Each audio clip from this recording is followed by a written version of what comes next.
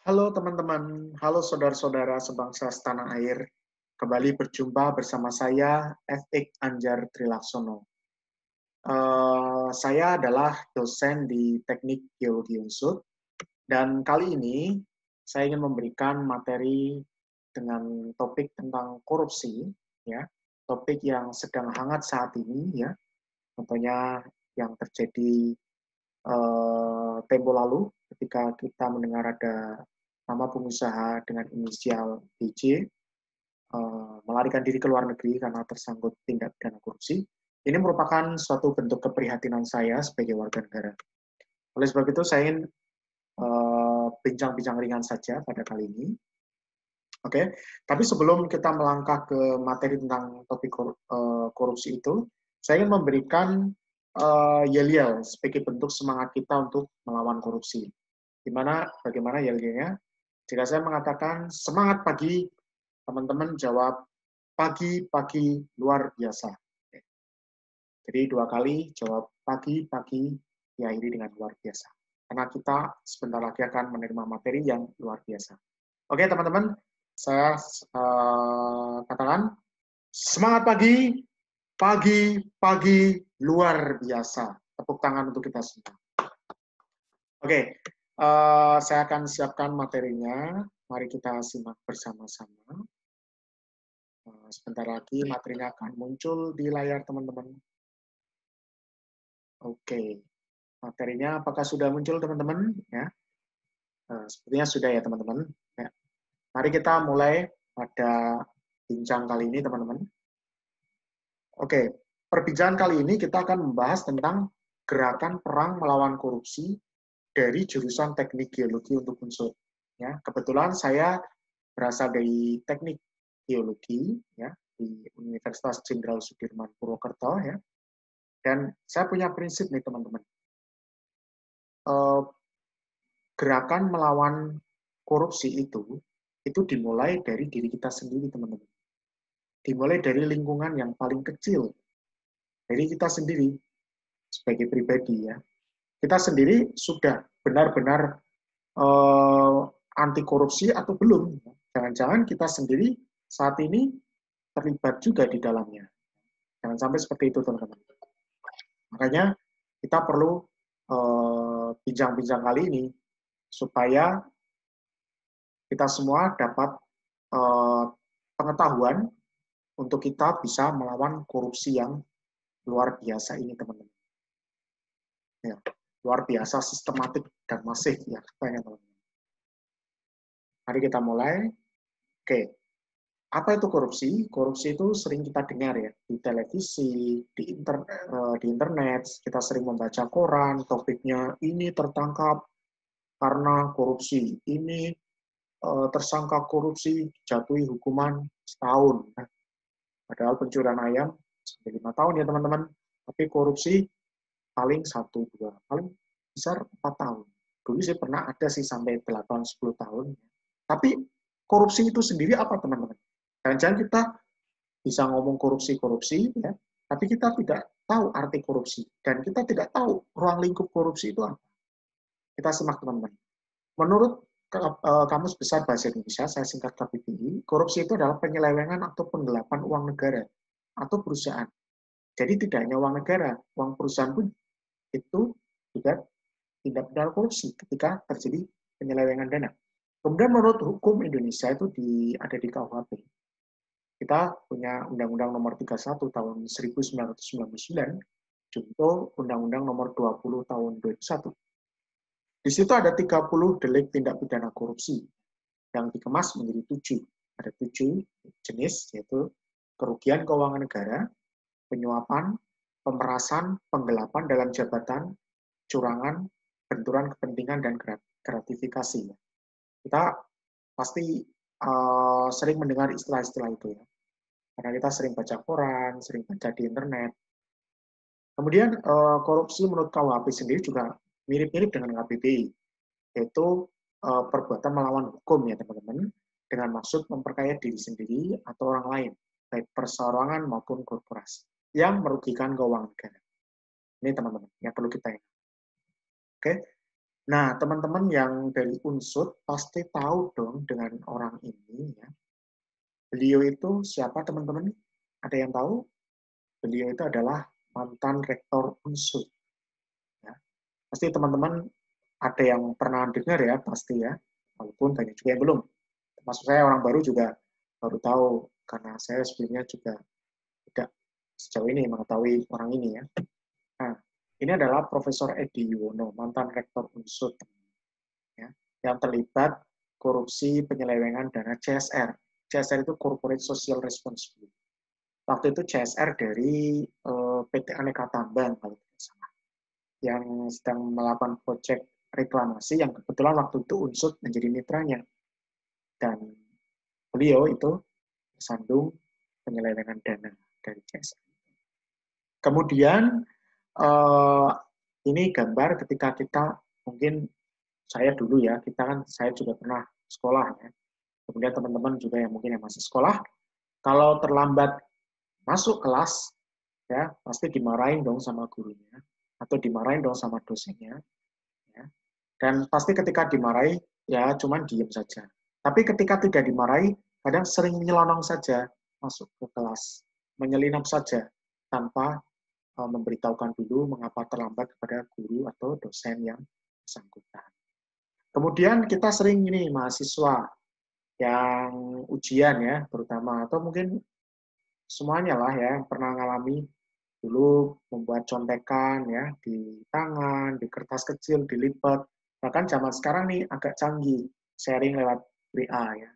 Kadang kan WA, kadang telepon genggam itu ada yang tidak disita ya atau tidak dikumpulkan dulu sebelum ujian. Ini menjadi kesempatan bagi teman-teman untuk mencontek. Nah, kemudian sebelum kita perang ya pasti kita dong harus punya senjata ya, punya persiapan, ya kan? Persiapannya itu apa? Ya persiapannya adalah misalnya baju perang, pedang dan segala macam, teman-teman.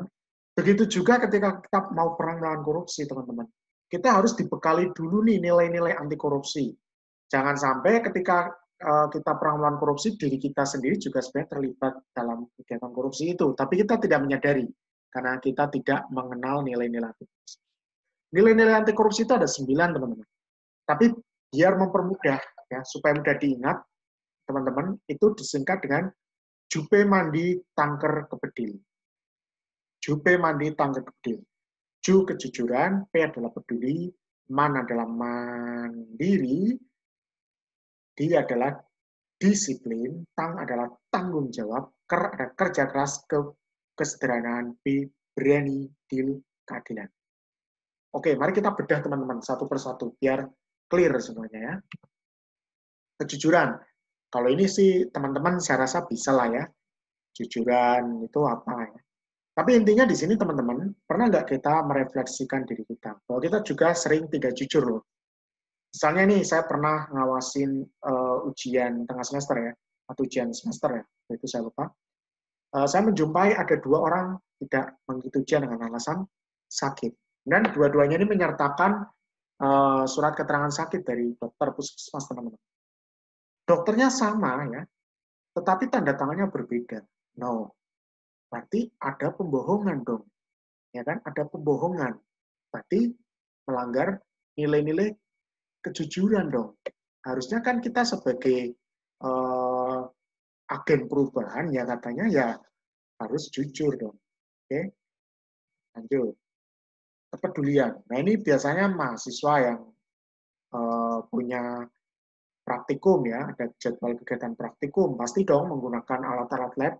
Nah, alat-alat lab itu adalah fasilitas umum, fasilitas negara, teman-teman, yang harus dijaga, dirawat baik-baik.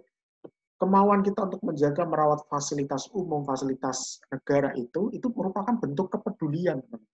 Dan itu adalah masuk dalam nilai-nilai anti korupsi.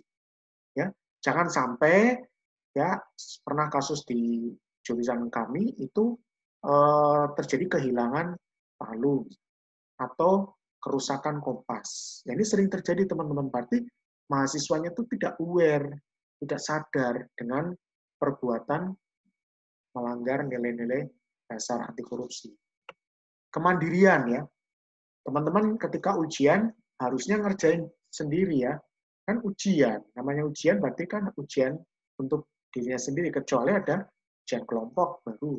Tapi kalau ujian UAS, UTS biasanya sendiri teman-teman. Dan itu harus dikerjakan sendiri, jangan contek kanan kiri, apalagi lihat buku, apalagi zaman sekarang lihat internet, tinggal Google search, kata kuncinya apa, ketemu jawabannya.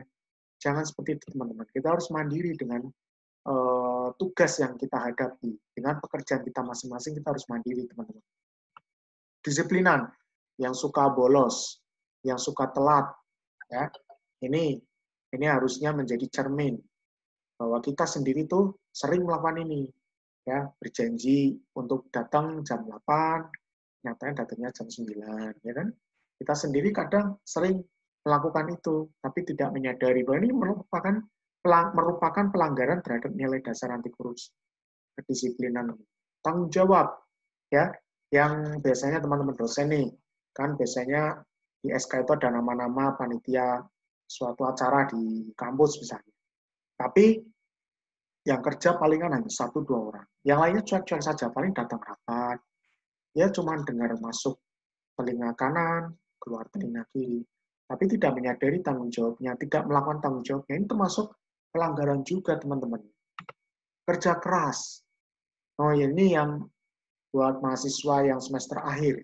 Ketika menghadapi skripsi kesulitan ya, kesulitan menghadapi skripsi, jangan sampai mundur atau malah menghindar.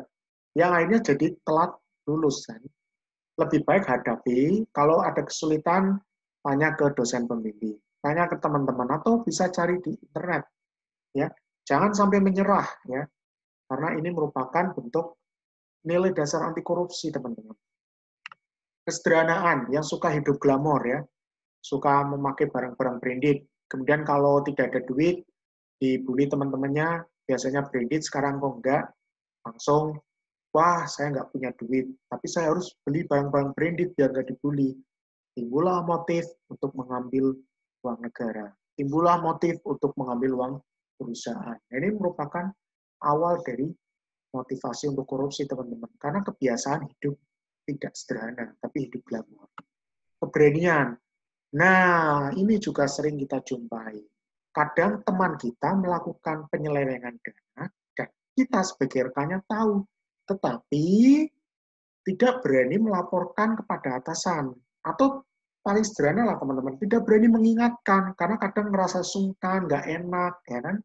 Kadang ngerasa, oh ini teman saya, kadang atau malah merasa takut teman-teman, karena jabatannya lebih tinggi. Tapi harusnya kita berani, bahwa ini merupakan penyelewengan dana dan ini harus ditindaklanjuti.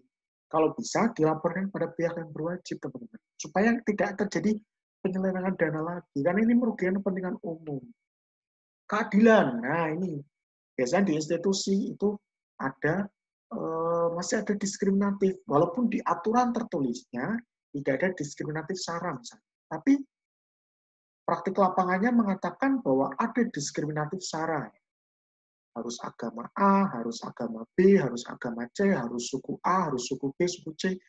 Itu ada konsensus, seperti konsensus tidak tertulis. Itu saya pernah merasakan itu, teman-teman.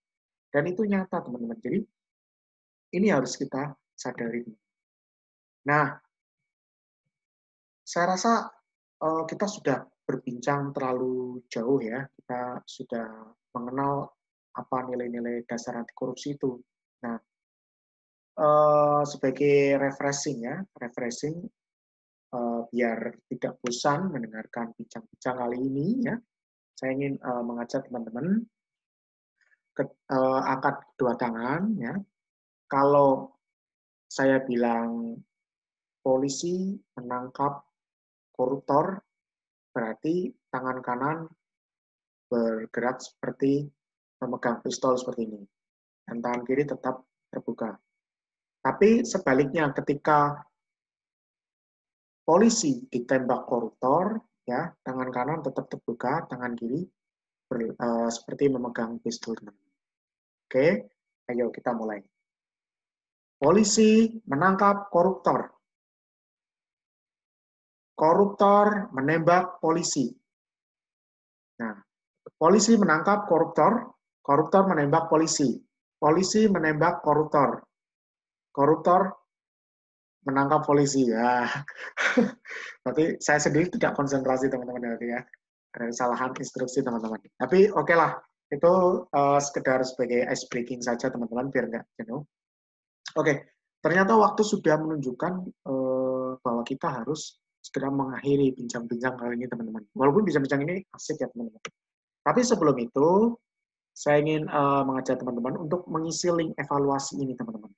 Link evaluasi ini digunakan ya sebagai bentuk bahwa kalian setuju nih. Kalian setuju bahwa kita akan dan siap untuk melawan korupsi teman-teman. Nah, ini juga sebagai bahan evaluasi saya selaku dosen sekaligus penyuluh agar nanti di penyuluhan berikutnya jauh lebih baik. Caranya gampang teman-teman, tinggal di sini ada tertulis, tinggal ketik bit.ly/antikorupsi2020, maka teman-teman akan diarahkan ke Google Form dan tinggal mengisi sesuai dengan pertanyaan.